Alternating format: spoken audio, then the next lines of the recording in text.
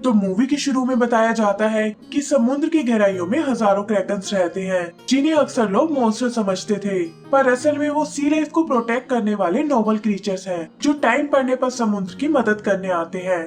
आगे हम ऐसी ही क्रैकन लड़की रूबी को देखते हैं, जो अपनी फैमिली के साथ एक टाउन में इंसानी रूप में रहती है। क्रैकन्स होने के बावजूद वो इंसानों के साथ फिट होने की कोशिश कर रहे थे, ताकि उन पर किसी को शक न हो। उसकी मॉम एक्टा एक रियल एस्टेट एजेंट का काम करती थी और उसके पिता आर्थर एक आर्टिस्ट का। शुरू में लोग उनके अलग अपीयरेंस को लेकर बहुत क्यूरियस थे, पर उन्होंने सबको ये कहकर मना लिया कि वो कनाडा की एक पुरानी ट्राइब से है, जहाँ के लोगों का कलर थोड़ा ब्लूइश है। साथ ही वो उसे वार्न भी करती है कि समुद्र में कुछ मॉन्स्टर उन्हें मारना चाहते हैं, इसीलिए वो ये रिस्क नहीं ले सकती। फिर कॉलेज जाते हुए रूबी की मुलाकात कैप्टन गॉर्डन से होती है। वो इस टाउन में एक टूरिस्ट गाइड है, जो क्लेम करता है कि वो पहले भी क्रैकन्स को देख चुका है।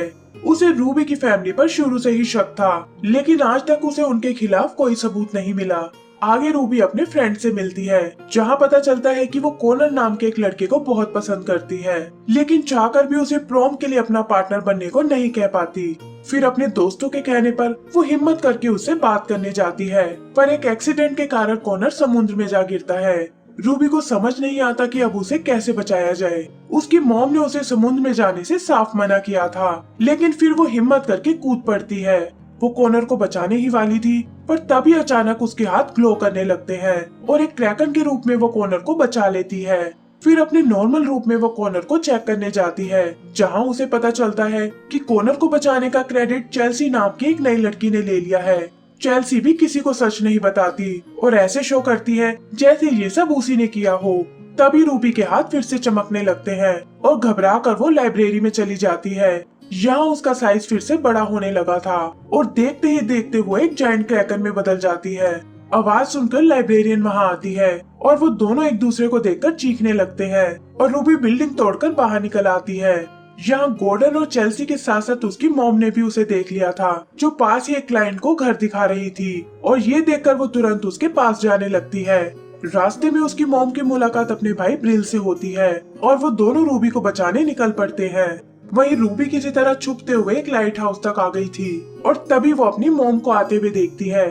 उसकी मॉम उसे शांत रहने को बोलती है और कहती है कि डरने की कोई जरूरत नहीं है और जल्द ही सब ठीक हो जाएगा। रूबी उनसे माफी मांगती है कि शायद उसे समुद्र में नहीं जाना चाहिए था, और उसके शांत होते ही उसका साइज फिर से नॉर्मल हो जाता है। रूबी को अभी भी इन सब के बारे में कोई आइडिया नहीं था और तब उसकी मॉम बताती है कि ये तुम्हारे समुद्र के पानी को छूने के कारण हुआ है, जिसने तुम्हें एक जायंट क्रैकन बना दिया। लेकिन डरने की कोई बात नहीं है, क्योंकि तुम्हारी तरह यह पावर मेरे अंदर भी है और ऐसा सिर्फ हमारी फैमिली की लेडीज ही कर सकती हैं। पर रूबी को ये सब बिल्कुल अच्छा नहीं लगता कि अगर उसके दोस्तों को पता चल गया तो वो उसे एक मॉन्स्टर समझेंगे और अब शायद वो एक नॉर्मल लाइफ नहीं जी पाएगी। इस पर मॉम उसे समझाती है कि जल्दी तुम इस ट्रांसफॉर्मेशन को कंट्रोल करने लगोगी, लेकिन तब तक तुम्हें समुद्र से दूर रहना होगा। यही ब्रिल एगाथा से कहता है कि तुम्हें एक बार मॉम से बात कर लेनी चाहिए, क्योंकि वो इस वक्त रूबी की मदद कर सकती है। लेकिन एगाथा कहती है कि रूबी को अपनी नानी से ज्यादा मेरी जरूरत है और टाइम आने पर मैं उसे सारा सच बता दूंगी। रूबी ने भी छुपकर सब सुन लिया था और वो समझ जाती है कि मॉम जरूर उससे कुछ छुपा रही है। सच जानने के लिए वो अंकल ब्रिल के पीछे जाती है, जहाँ उसे पता चलता है कि उसकी ग्रैंड माँ यानी नानी असल में क्रैकन क्वीन है और उसके सभी सवालों का जवाब भी वही दे सकती है। रूबी ग्रैंड माँ से मिलने का डिसाइड करती है और ब्रिल के रोकने के बावजूद भागकर सीधा समुद्र में कूद जाती है। ऐसा करते ही वो फिर से एक जायंट क्रैकन बन गई थी और ब्रिल के पास उसकी बात मानने के अलावा कोई चारा नहीं होता। जल्दी ही वो लोग क्रैकन किंगडम में आते हैं और रूबी पहली बार अपनी ग्रैंड माँ से मिलती है।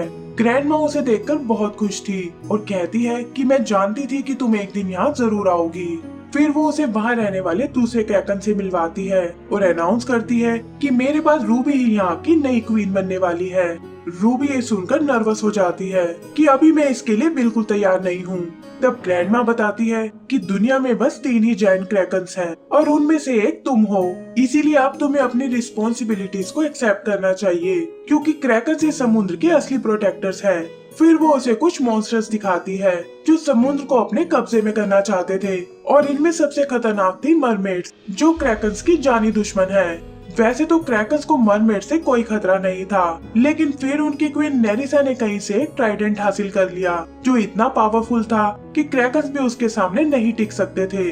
नेरिसा ने ट्राइडेंट लेकर उन पर अटैक कर दिया, जिसमें कि उनके काफी सारे साथी मारे गए और बाकियों का भी वही हाल होने वाला था। लेकिन एगाथा ने हिम्मत बिल्कुल नहीं हारी और आखिरकार ट्राइडेंट को नेरिसा के हाथों से दूर कर दिया। उन्हें लगा कि वो शायद इसे मरमेड्स को हमेशा के लिए खत्म कर देगी, लेकिन एगाथा ने ऐसा कुछ नहीं किया। वो ट्राइडेंट के साथ इस किंगडम और अपने लोगों को छोड़कर दूर चली गई और तब से इंसानों के बीच रूप बदल कर रह रही है। ये कहकर ग्रैंड माँ उसे फिर से समझाती है कि तुम्हें अपनी मॉम के जैसी गलती नहीं करनी चाहिए और तुम्हारी जगह इंसानों की बजाय अपने लोगों के बीच है। लेकिन रूबी कहती है कि वो एक नॉर्मल लाइफ जीना चाहती है और यहाँ तो बस अपना सच जानने आई थी। ग्रैंडमा उसे बिल्कुल फोर्स नहीं करती और बस इतना कहती है कि समुद्र के बुलाने पर तुम खुद को नहीं रोक पाओगी। फिर वापस जाते हुए रूबी अचानक से एक ट्रैप में फंस जाती है जो असल में कैप्टन गॉर्डन ने लगाया था ताकि वो लोगों को क्रैकन्स के होने का सबूत दे सके। बहुत कोशिश करने पर भी रूबी खुद को फ्री नहीं कर पाती, लेकिन फिर अचानक कोई उसके सारे ट्रैप्स काट देता है और वो देखती है कि ये तो वो नई लड़की चेल्सी है। यहाँ पता चलता है कि चेल्सी असल में एक मरमेड है। वो काफी टाइम से रूबी को फॉलो कर रही थी और चाहती है कि वो उसकी बेस्ट फ्रेंड बन जाए, पर रूबी उसमें कोई इंटरेस्ट नहीं दिखाती और ये कहकर चली जाती है कि काश ये दिन उसकी लाइफ में आया ही ना होता। वो एक बार फिर पहले की तरह नॉर्मल होकर जीना चाहती थी, लेकिन जैसे ही वो कॉलेज में आती है उसके दोस्त उसे वो वायरल वीडियो दिखाते हैं जिसमें गॉर्डन ने उस क्रैकन को कैप्चर किया था और जल्दी ये वीडियो हर तरफ फैल जाती है। रूबी इस बारे में चेल्सी से बात करती है। वो पूछती है कि मैं सालों से यहाँ फिट होने की कोशिश कर रही हूँ और तुमने आते ही भला ये सब कैसे कर लिया। तब चेल्सी कहती है कि तुम्हें एक डे आउट की जरूरत है ताकि अपनी टेंशन से छुटकारा पा सको और ये कहकर वो उसे समुद्र में ले जाती है।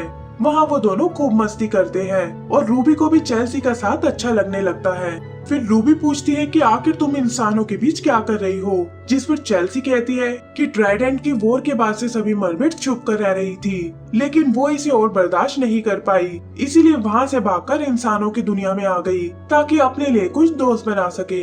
रूबी कहती है कि काश क्रैकन और मरमेड्स के बीच कोई दुश्मनी ना होती, तब वो बिना डरे एक दूसरे की दोस्त बन सकती थी। चेल्सी भी उससे एग्री करती है और कहती है कि हम चाहे तो हिस्ट्री को बदल सकते हैं, पर उसके लिए हमें उस ट्राइडेंट को पाना होगा ताकि उसे लड़ाई की बजाय शांति का प्रतीक बना सके और इसे मरमेड्स को छुप कर भी नहीं रहना पड़ेगा। रूबी को भी आइडिया बहुत अमेजिंग लगता है क्योंकि फिर उसे क्रैकन क्वीन बनने की कोई जरूरत नहीं होगी और वो आराम से अपनी लाइफ टाउन में गुजार सकती है। उधर गॉर्डन क्रैकन को ढूंढने के लिए एक टीम बना रहा था और एगाथा अपने हस्बैंड और ब्रिल को उसे ज्वाइन करने को बोलती है ताकि वो उसका ध्यान भटका सके।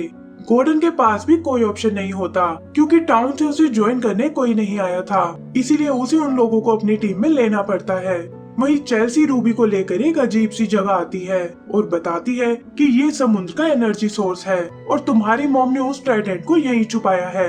रूबी पूछती है कि ये सब तुम्हें कैसे पता चला, जिस पर चेल्सी बताती है कि उसकी मॉम असल में मरमेड क्वीन नेरिसा ही है जो ट्राइडेंट को वापस पाने के चक्कर में मारी गई थी। फिर वो रूबी को अंदर जाने को बोलती है और साथ ही वॉर्न करती है कि हर वेव की अपनी एक अलग फोर्स है और ना जाने इसमें कितनी वेव्स होंगी, इसीलिए एक जायंट क्रैकन ही इसे पार कर सकती है। चेक करने के लिए रूबी उसमें एक शिप को उठाकर फेंकती है जो वेव से टकराकर चकनाचूर हो गया था और वो समझ जाते हैं कि इसके लिए उन्हें मदद की जरूरत पड़ेगी। तब रूबी अपनी ग्रैंड माँ के पास जाती है ताकि अपनी पावर्स को यूज करना सीख सके और ग्रैंड माँ को लगता है कि ऐसा शायद वो क्वीन बनने के लिए कर रही है। यही सोचकर वो उसे ट्रेनिंग देने लगती है और जल्दी ही रूबी अपनी पावर्स यूज करने में परफेक्ट हो जाती है। इन्हीं की मदद से वो अब वेल के सेंटर तक पहुंच चुकी थी, लेकिन ट्राइडेंट को बाहर नहीं निकाल पाती और वेव्स उसे वापस बाहर फेंक देती हैं। रूबी कहती है कि अब उसे अपनी मॉम से मदद मांगनी होगी क्योंकि वही थी जिन्होंने ट्राइडेंट को अंदर रखा था। उधर उसके डैड और अंकल गॉर्डन को उलझाने में लगे हुए थे और अपने पेट को एक बेट बनाकर गॉर्डन को उसके पीछे लगा देते हैं। गॉर्डन को लगता है कि ये शायद क्रैकन का ही बेबी है और उसे लेकर वो अपनी टीम से वापस टाउन में चलने को बोलता है। वहीं रूबी ने अपनी मॉम को सब बता दिया था कि चेल्सी असल में मरमेड क्वीन नेरिसा की बेटी है और वो लोग ट्राइडेंट को बाहर निकालना चाहते हैं। वो उसे अपनी और ग्रैंड माँ की मीटिंग के बारे में भी बताती है कि कैसे वो उसे ट्रेन कर रही थी। एगाथा ये सुनकर बहुत नाराज होती है कि तुम्हें मरमेड का यकीन नहीं करना चाहिए, लेकिन रूबी कुछ भी समझने को तैयार बिल्कुल नहीं थी। इसी वजह से उन दोनों में बहस होने लगती है और रूबी अपने जायंट रूप में आकर वहाँ से चली जाती है। इसके बाद एगाथा को हम क्रैकन पैलेस में देखते हैं, जहाँ वो ग्रैंड माँ को रूबी से दूर रहने को बोलती है और कहती है कि मैं उसे आपकी बातों में नहीं आने दूंगी।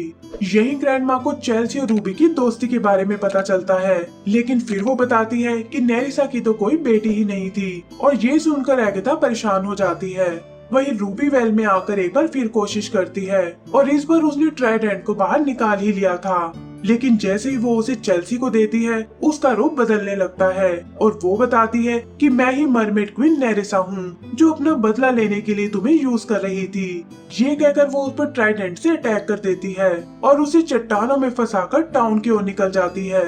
आगे का सीन टाउन का है, जहाँ प्रॉम पार्टी शुरू हो चुकी थी। तभी समुद्र से नेरिसा बाहर निकलती है, जो यहाँ एगाथा से बदला लेने आई थी, और एगाथा और ग्रैंड माँ से लड़ने लगते हैं। गॉर्डन को लगता है कि ये इन मॉन्स्टर्स को पकड़ने का अच्छा मौका है, लेकिन तब आर्थर उसे बताता है कि वो क्रैकन्स असल में उसी की फैमिली है और फिलहाल तो हमें उस मरमेड को रोकना होगा। उधर ब्रिल रूबी को ढूंढता हुआ उस वेल तक आता है और उसे बताता है कि तुम्हारी मॉम और ग्रैंडमा नेरिसा का मुकाबला करने गई हैं। ये सुनकर रूबी किसी तरह खुद को बाहर निकालती है और कहती है कि अब उस ट्राइडेंट को हमेशा के लिए नष्ट करने का टाइम आ गया है। वहीं एगाथा और ग्रैंडमा उस ट्राइडेंट का सामना नहीं कर पा रहे थे, लेकिन इससे पहले कि नेरिसा उन्हें जान से मार पाए, रूबी उन्हें बचाने पहुंच जाती है। फिर हम उन दोनों के बीच एक जबरदस्त लड़ाई देखते हैं और इसी दौरान रूबी अपने दोस्तों की बोट को डूबने से भी बचाती है। फिर वो नेरिसा पर अपनी पावर का यूज करती है, जिससे ट्राइडेंट उसके हाथ से छूट जाता है। मौका देखकर रूबी अपनी मॉम के पास आती है और कहती है कि हम अपनी लेजर पावर से ट्राइडेंट को नष्ट कर सकते हैं, लेकिन इसके लिए हमें एक साथ अटैक करना होगा। वो तीनों ऐसा ही करती हैं और उनकी कंबाइंड लेजर पावर से ट्राइडेंट नष्ट हो जाता है। नेरिसा फिर से अपने छोटे साइज में आ गई थी और गॉर्डन अपने पिंजरे में उसे कैद कर लेता है। एगाथा रूबी से माफी मांगती है कि मुझे तुमसे सच नहीं छुपाना चाहिए था और अब तुम जैसे चाहो अपनी लाइफ वैसे जी सकती हो। रूबी अपने नॉर्मल रूप में आकर प्रॉम पार्टी में जाती है और फाइनली कॉनर को प्रपोज कर देती है। टाउन में सभी को उनकी असलियत का पता चल गया था, लेकिन अब उन्हें उनसे कोई प्रॉब्लम नहीं थी और वो सब एक बार फिर अपनी नॉर्मल लाइफ में वापस चले जाते हैं। एंड सीन में हम रूबी को समुद्र में जाते हुए देखते हैं, क्योंकि अब वो यहाँ की नई प्रोटेक्टर थी। और इसी के साथ हमारी ये मूवी खत्म हो जाती है।